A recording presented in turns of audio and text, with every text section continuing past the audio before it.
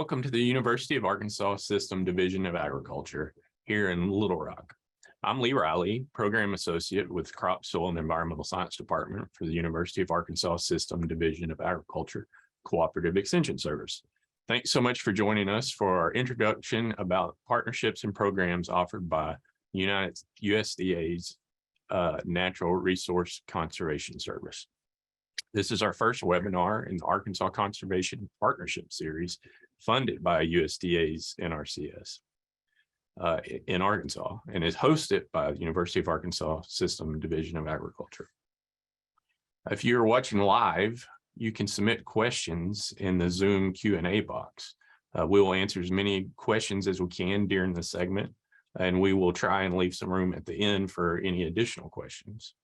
Our speaker today is Mike Sullivan, State Conservationist for USDA NRCS, and he's the State Conservationist for Arkansas. Today, Mike will share about the roles and responsibilities of their partnerships and programs. I want to share a little bit about Mr. Sullivan before we get started.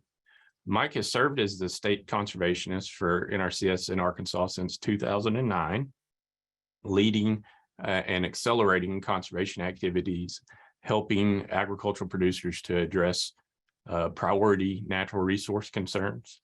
He began his 40-year career with NRCS as a student trainee in Lincoln, Nebraska, and has served in several capacities in Arkansas, Mississippi, Arizona, and at national headquarters.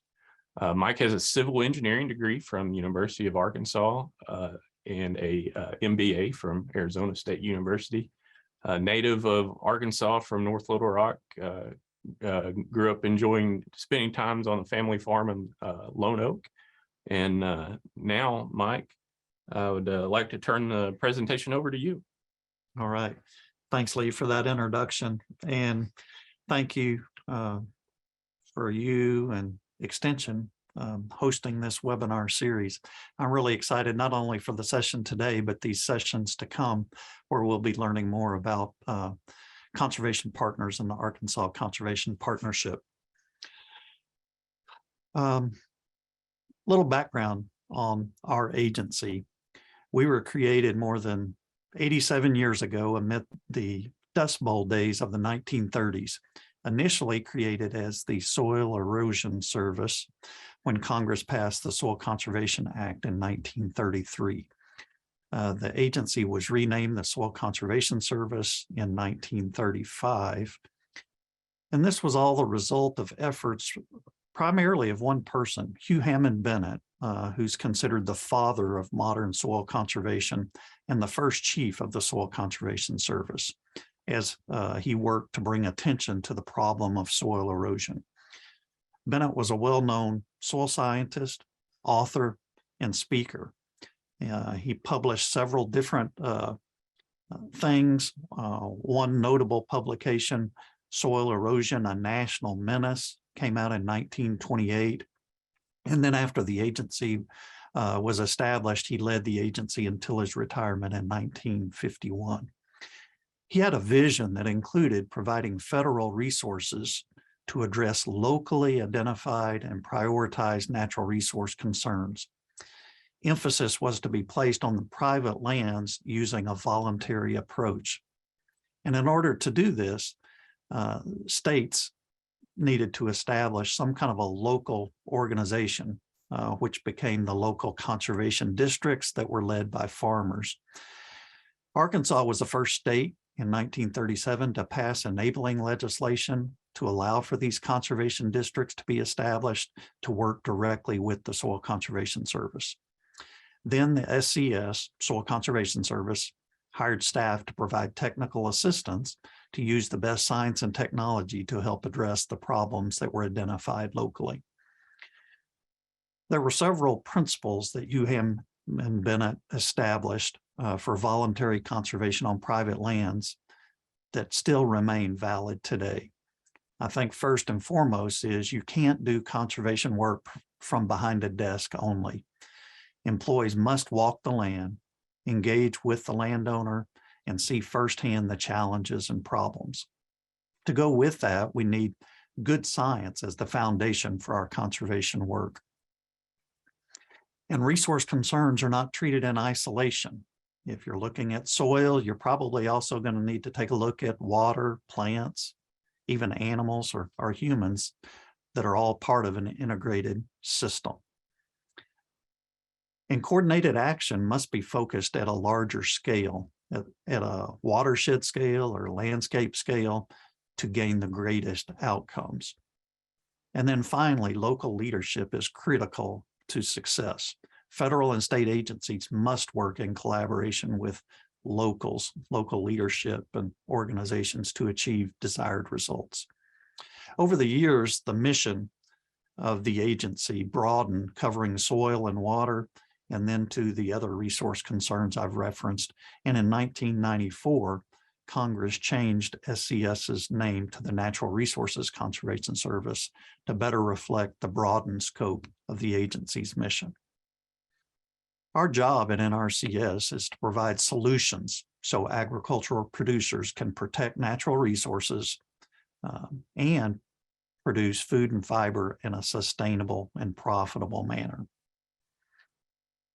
And again, some of our foundational principles include a local delivery system working with and through conservation districts, using sound science with technical standards, a systematic problem-solving approach or planning process that includes the producer as the decision maker.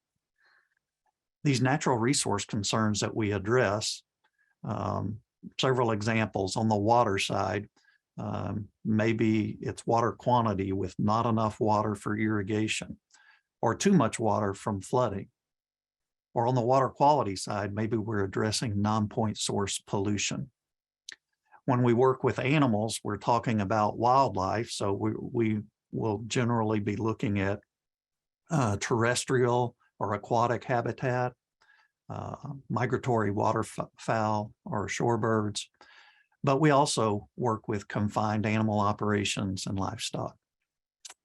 We work across all land uses: grassland, forest land, pasture land, and we even address air quality, and there's new emphasis now on reducing greenhouse gas emissions.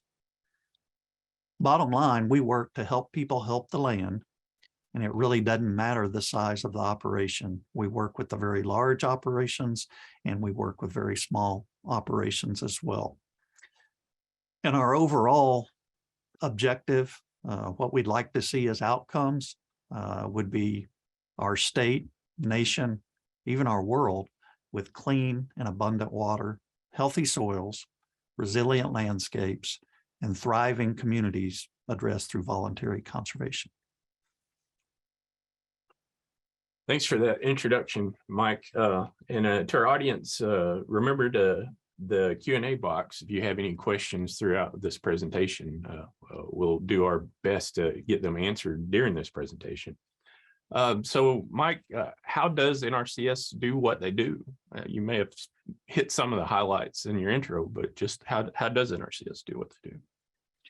Well, that's a good question. You know, if you look at the country, about 70% of the land, at least in the lower 48 states, is privately owned. Here in Arkansas, it's more than like 85 to 90% privately owned. And we provide technical assistance, and in some cases, funding to help producers implement conservation practices on these private lands. We have 61 field offices across the state, encompassing the whole state, where our district conservationists, field staff, working with others, provide services as requested by agriculture producers.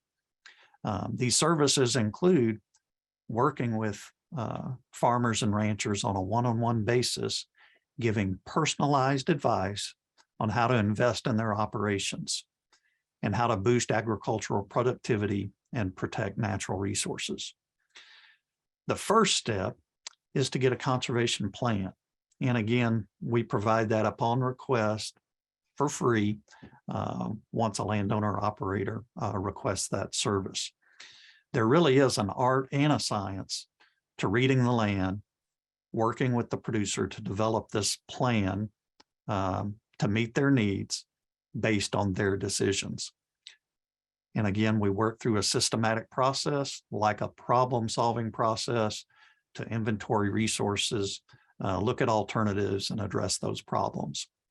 And then after a plan is together, we have a suite of programs available to help, in some cases, provide financial assistance or funding to help with the cost of implementing these practices. Most of these programs are competitive and generally in high demand. We have working lands programs to help keep lands on the working side. Where there are marginal lands, we have easement programs to help restore wetlands and protect ag lands. And then for communities, we have some programs as well, such as emergency assistance and watershed protection. Sounds like some impressive programs. So you covered probably a little of this in the background and history in your introduction, but why does NRCS do what they do?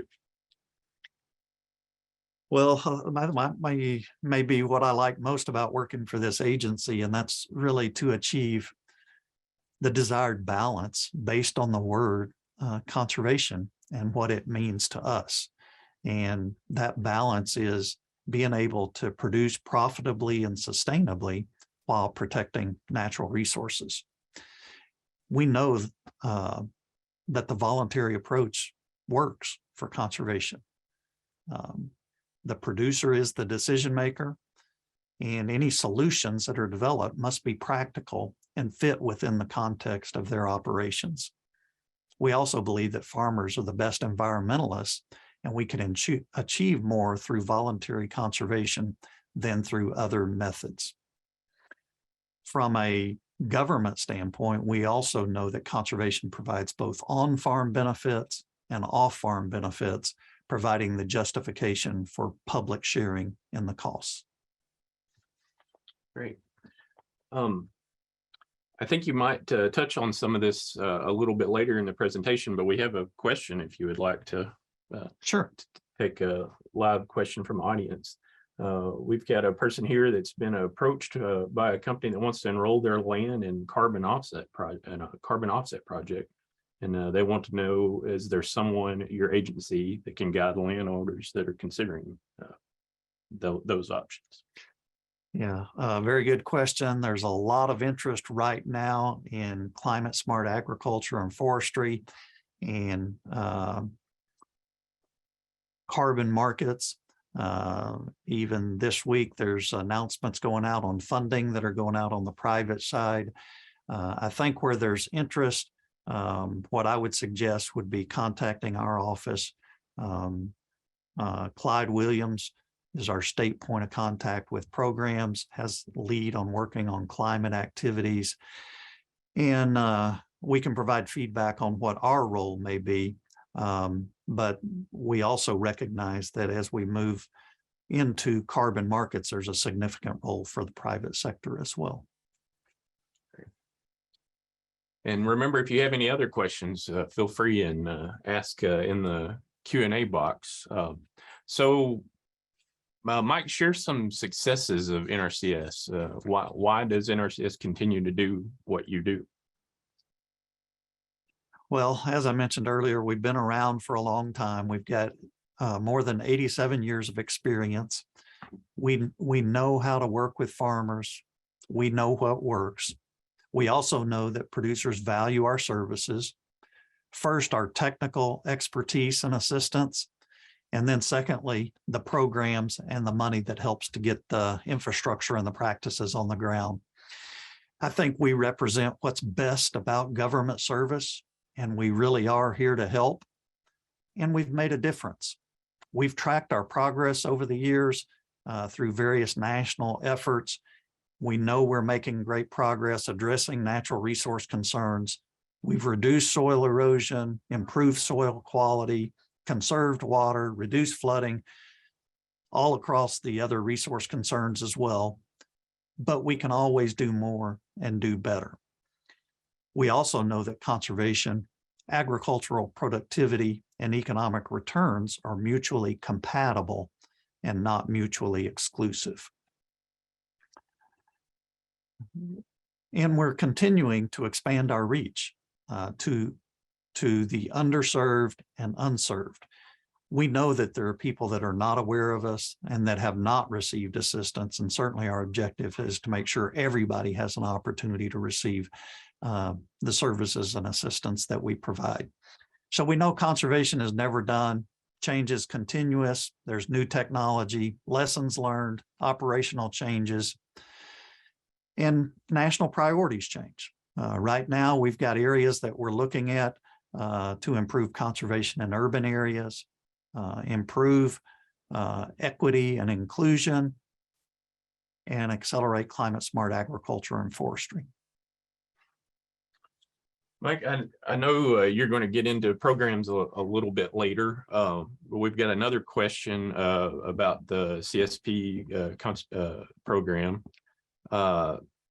This question says, speaking of volunteering efforts, have you achieved all of your expectations with the CSP program? They're stating that it was based on practices that farmers were already implementing on their own. Right. So the Conservation Stewardship Program is a working lands program where if you're already doing some basic conservation, you can receive payments for moving to a higher level. This program is implemented across the operation. And in terms of the question, have we achieved our expectations? In some ways, we probably exceeded our expectations. If you look at the demand for services in the CSP program, it far exceeds funding available. It became very popular early on. We've expanded the number of enhancements where producers have other options for doing even more on their operations. And so on one hand, I think we've exceeded expectations just looking at demand. On the other side, I think there's plenty more that we can do. We have many that don't have contracts that would like to, and we'd certainly like to get to as many of those folks as possible and get as much additional conservation on the ground as quickly as possible. Great. Thank you so much for the questions. Keep them coming. We'll try and answer as many as we can in the time that we have allotted. So, Mike, you covered the Arkansas Conservation Partnership in the introduction. It's been mentioned a few times, but what is the ACP and why is it important? Good question. The Arkansas Conservation Partnership is a formal organization here in Arkansas that's led by three entities: the State Association of Conservation Districts, the state's Natural Resources Division, and NRCS. It was set up back in the 90s and was recently expanded. Now we have something like 15 organizations that are conservation minded working together. Partnerships in Arkansas, to me, are a little different than some other states. Here we work really well together, and we don't really know any other way. This Arkansas Conservation Partnership is a formal association of partners, but there's many other partners that are working with us as well. And I think some of the philosophy here in Arkansas is that we're all working as part of the same team where we have common objectives and missions. And we know we wouldn't be able to do all the great work we're doing throughout the state if it wasn't for the interest in partners working together to service our agricultural producers. We have a commitment to work together, to build and play on each other's strengths. And we have a positive and progressive outlook, a can-do approach and attitude. 15 partners, that's an impressive number of state and federal agencies able to work together in partnership. Tell us about some of those partners that you work with, and we are going to continue to highlight in this series. Okay. And as I mentioned earlier, for NRCS, it all kind of starts with the local conservation districts. We were created for each other. We have a direct relationship with each conservation district at the local level. We rely on the local leadership from those conservation districts to help ensure our federal resources are addressing priority concerns. As far as other organizations that are involved in the formal partnership, we have the State Association of Conservation Districts. That's a nonprofit organization that supports and assists conservation districts in Arkansas and advocates for natural resources conservation. They've been great in helping to bring organizations together, promoting collaborative conservation approaches. Secondly, from the state standpoint, we have the State Department of Agriculture. As I mentioned earlier, we have the Natural Resources Division. They're leading the conservation partnership currently, but they have responsibilities in state water planning, state programs such as the 319 program, and oversight for conservation districts. The Forestry Division, we rely on them for expertise in developing forestry plans for private landowners. And we also work with the State Plant Board and Livestock and Poultry Commission. Also from the state, we have the Game and Fish Commission, and they've been great partners in helping to improve fish and wildlife conservation efforts throughout the state. Another member is the Arkansas Resource Conservation and Development Council. They've been longtime partners promoting economic development in communities and helping to move conservation efforts forward, working through and with strategic goals and priorities. There is a state association for conservation district employees, and they've been very valuable in networking and with communications for conservation district employees. We have academia at the table as well, and in the formal partnership, we have the trifecta of the University of Arkansas, ASU, and UAPB, all helping to bring the latest science and technology to the conservation partnership effort, including documenting benefits of conservation practices through the Arkansas Discovery Farms effort. The Arkansas State University has been helpful in many areas, including soils, soil health, and research along those lines. U of A Cooperative Extension Service. We have local personnel from Extension and NRCS working in the field together to provide the best services possible in areas such as irrigation, water management, water quality, and grazing systems. And the University of Arkansas at Pine Bluff assists with outreach and accelerating assistance to small and limited resource farmers, ensuring historically underserved producers' needs are heard and that they're met and they get the assistance that they need.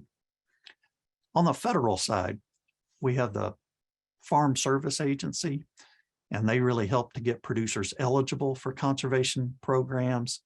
They provide financial assistance in terms of loans. They lead the Conservation Reserve Program and also provide disaster assistance. The U.S. Forest Service, they sustain our nation's forests and partner with us in collaborative conservation efforts, including projects such as the Joint Chiefs projects working on both private and public forest lands. And then NRCS, we work with everyone, trying to do the very best we can to accomplish our mission. These organizations share a common sense of purpose. They're like-minded in their desire to assist Arkansas landowners in using their land in a manner that conserves natural resources and sustains economic vitality while protecting the environment. They also work to break down barriers, eliminate duplication of effort, and improve communications so that landowners are better served.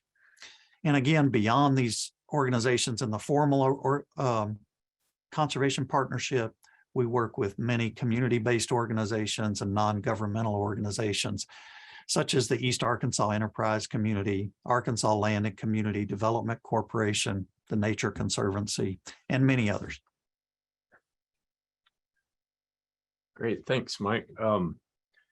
So we've danced around some of this with some of the questions that we've already had, and you've hit some of the broad strokes, but let's get into some of the programs that you guys offer.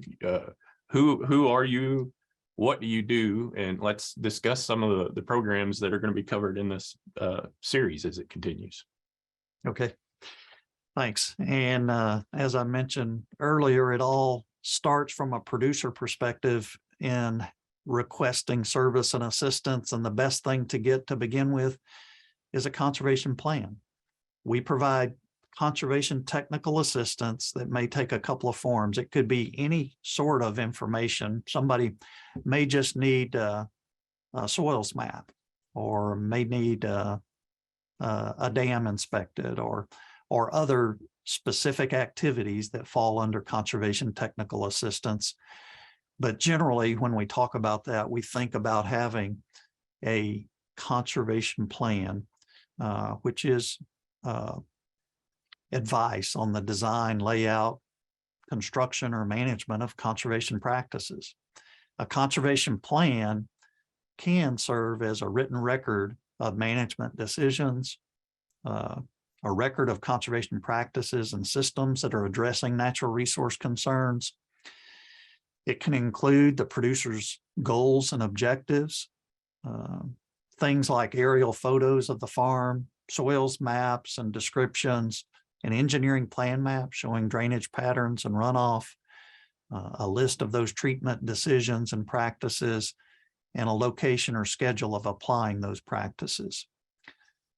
Some of the benefits of having a plan include you do have documentation of the problems that are being addressed by the practices. You have those decisions on the practices and systems documented. And then in the plan, we will actually share how resource concerns will be addressed, how the soil will be protected, how we'll improve the quality and use of the water, how we might attract desirable wildlife, and protect the value of land for future generations. And then also this plan serves as the basis for applying for additional conservation programs where the money comes in. And so under our financial assistance programs, we have the Environmental Quality Incentives Program, or EQIP as we refer to it. It's our base working lands program to help implement conservation practices or infrastructure on the land. We also have a conservation stewardship program, as I mentioned earlier, to help achieve higher levels of conservation with additional enhancements, working on the whole operation. And then for marginal or sensitive lands, we have an agricultural conservation easement program. The one we've used extensively here in Arkansas has been the Wetland Reserve Easements Program, where we convert marginal croplands or other lands to wetlands with long-term easements. We have some other types of assistance as well for communities. When we have disaster events, there's potential for emergency assistance through our emergency watershed program. And then we have a small watershed program authority where we can address watershed and water resource issues, working with communities and local sponsors as well. Some additional special initiatives and programs that we've used in Arkansas, the Mississippi River Basin Initiative. We've been doing that for more than 10 years, and it's been extremely popular with great results. And really, we make a proposal for doing EQIP and CSP type activities in specific watersheds to address water quality concerns. We have another national water quality initiative that's similar in nature, but not specific to the Mississippi River Basin Initiative. And then we have a regional conservation partnership program that's unique in that we're able to leverage non-federal funds with a more flexible approach to achieving conservation goals. We've got a number of those projects that have been completed and are active currently as well. And then finally, in the most recent Farm Bill, there was a pilot program for helping to control feral swine. And so we're working with partners to help do just that and address natural resource concerns associated with the damages from feral swine.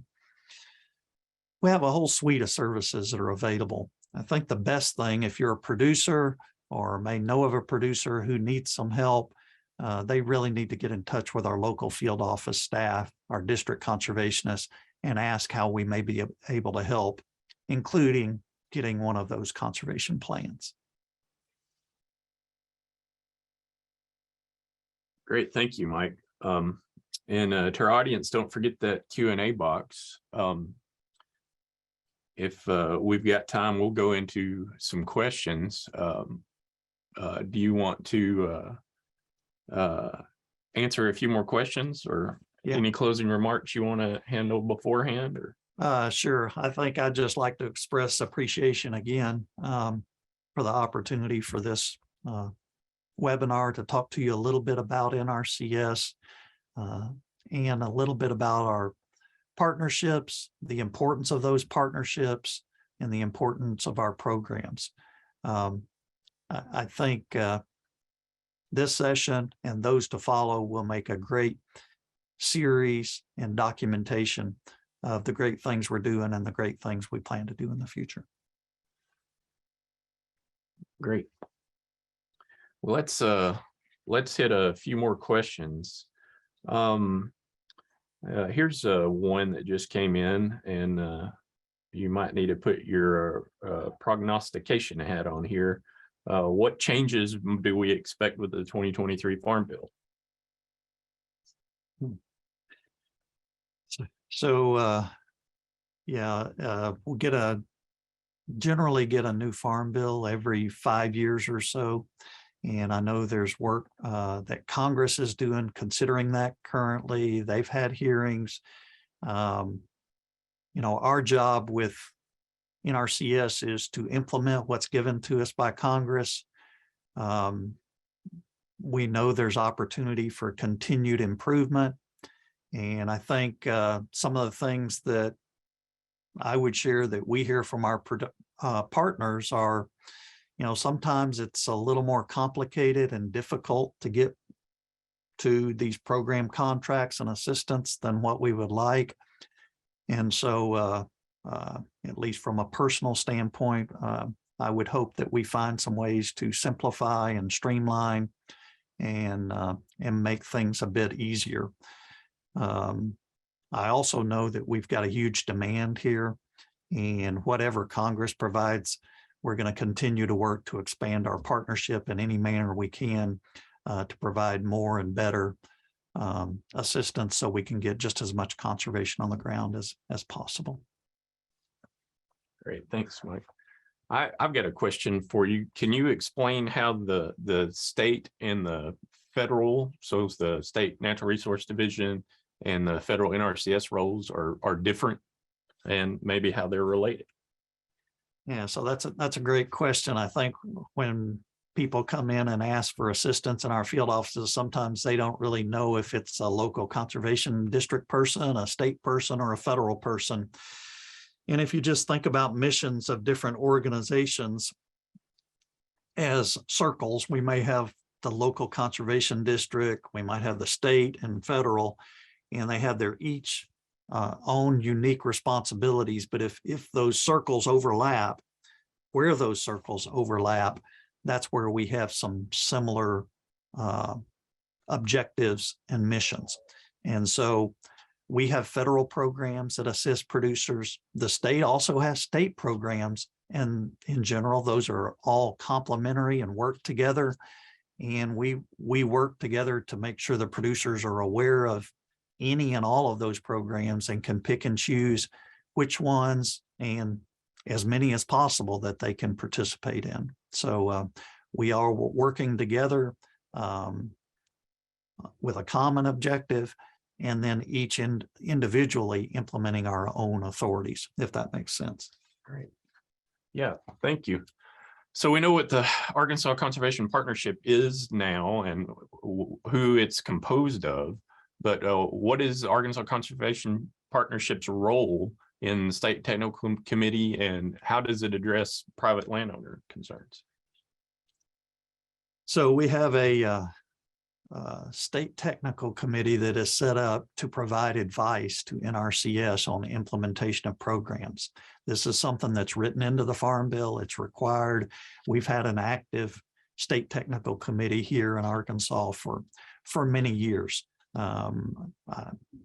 When we meet at least a couple of times a year with the main committee and generally have 70 or 80 participants. And all of our Arkansas Conservation Partnership members are participants in that state technical committee. So we get input from all of those entities. In fact, we have subcommittees that are working throughout the year to get into the weeds on some of the details on specific items. That comes up through our state technical committee with recommendations on how we can improve delivery of our services and programs. And each year as we roll out our next year's program, we've incorporated those recommendations with decisions by me on how we can best improve and deliver services to producers. So that's the connection with the service to producers. Great, thanks. And to our audience, if you have any other questions, remember that Q&A box, send them to us and we'll get them answered as soon as possible. I've got another one for you, Mike. So the Arkansas Conservation Partnership has been described as one of the best in the nation. That's pretty high praise. What characteristics make it so unique and maybe better than some of the other partnerships that exist around the country? I haven't worked in all of the other states, but I've worked in a few other states and then heard feedback from other people that have observed in other states as well. And I made reference to this a little bit earlier that, you know, here in Arkansas, we just work together and we don't know any different. I think I've seen in some other states, some agencies work a little more autonomously and don't partner quite as closely together. Don't link up their missions and support each other quite as well as we do. And I think what's exciting about how we work here in Arkansas, you know, regardless of whether it's forest land, pasture land, cropland, or we're dealing with confined animal feeding operations, or working with waterfowl, or dealing with groundwater decline or whatever, most all of our partners are willing to be at the table and do whatever they can to address that specific resource concern as it aligns with our mission. And I'm really thankful for that because we're doing much more together than we could separately. That's great. It looks like we've got another question from the audience here. What roles or influences do you see NRCS having when it comes to recovering America's Wildlife Act here in Arkansas? So I can't speak specifically to the Recovering America's Wildlife Act and what is in there, but I can speak to NRCS and addressing wildlife concerns. A number of our programs are targeted, can be targeted to addressing wildlife habitat. And, you know, that could be supporting T&E species, could be supporting any number of species. I think we've seen significant progress through our wetland reserve program for reestablishing habitat for waterfowl and shorebirds. And we've seen significant progress with rebounding populations of some of those and them using that habitat specifically. I know we're also working on private lands for quail restoration. And so a lot of the work we're doing might not only benefit quail, but a number of other species as well. So I think there's flexibility in our programs and practices available that can provide benefit to any number of species. I think some of that comes down to establishing objectives and having interested in individuals in applying those practices, and then finding ways to work at larger landscape scales so we can achieve even further benefits. So how is the conservation partnership handling DEI, diversity, equity, and inclusion, and maybe from both the organization and how they are providing assistance to the public? Have any insight that you could provide on that? Yeah, so diversity, when I think of diversity, equity, inclusion, I think of two things from an NRCS standpoint. One is what we're doing internally as far as our hiring. The other one is what we're doing externally in terms of delivery of services. Internally, we've been working for some time to make sure that our employees look like our customers and look like the population here. We've made significant advancements there. And the diversity also includes making sure we have the right discipline of specialists. So lots of good things going on internally. Externally, on delivering our services,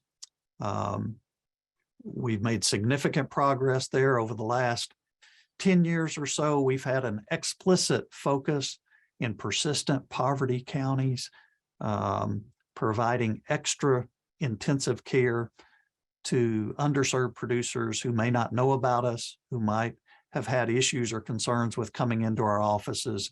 And we've really made great progress there. If you look at our EQIP program currently, over 50% of our funding now goes to historically underserved producers, which includes beginning farmers and ranchers, veterans, and minority producers. But we've made significant progress from where we were a decade ago.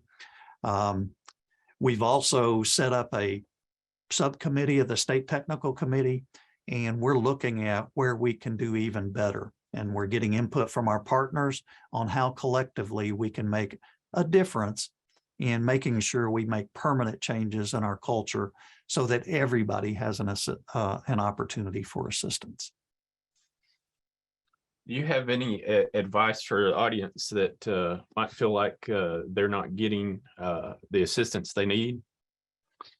I sure would. If you don't feel like you're getting the assistance you need, or you know of somebody that has that kind of a feeling, first, I'd want to know if they worked with our folks in the field office. I have a high level of confidence of our personnel in the field that they want to do everything they can do to make sure every producer gets the assistance they would like to have. Now, I know some of our programs are very competitive and not everybody gets in and gets funded in the first year. And so it does take some patience. But if for some reason connections are not being made, you or they can feel free to call me directly, and I'd be glad to have a conversation with you about what we might be able to do to improve our services a little bit. Great, thanks. So why is conservation technical assistance to private landowners so important on the front end to assist with the planning and how NRCS ensures soil technicians, conservationists, and district conservationists are trained and ready to assist for modern times, the 21st century? Yeah, I think the first part of that question, the conservation technical assistance on the front end, to me, is really important. It's kind of like if you don't know where you're going, any road will do. And if we want to make wise investments in the land, we really need to know what the problems are, what the producer's objectives are, and what they want to achieve.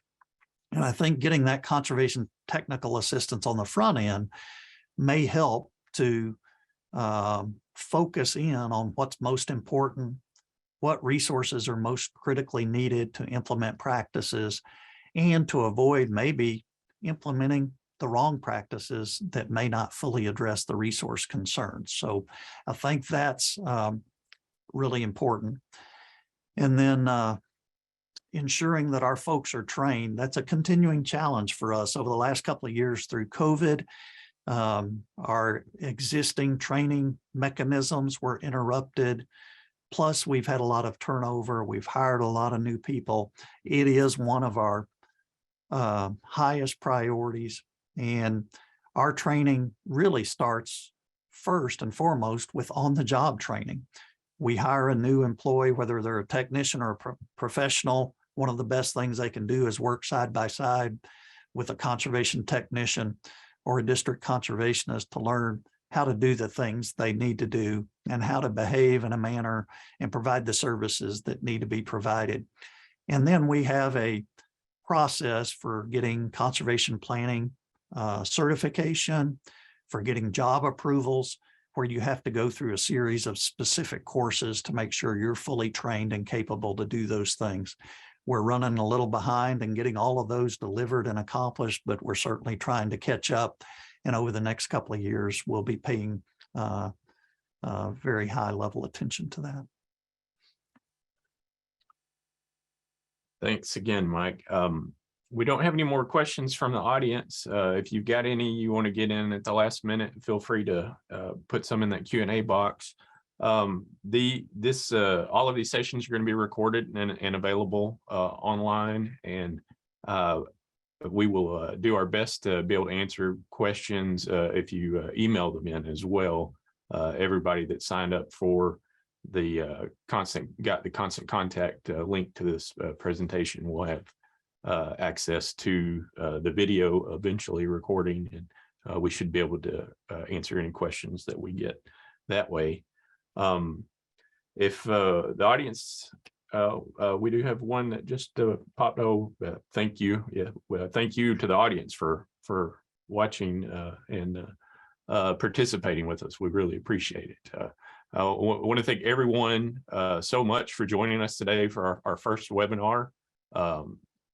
We hope to have several more of these, this being the first of the Arkansas Conservation Partnership Series about our roles and responsibilities. I really want to thank Mike and NRCS for being here, but also for funding the broadcast and the program. And thank you to all of the people behind the scenes here at the University of Arkansas System Division of Agriculture. We really hope you enjoyed our presentation, and we hope that you share the recordings. Feel free to ask any more questions, and be sure to tune in for future broadcasts. Pay attention to your email and social media advertisements of upcoming webinars in the series. Thank you so much.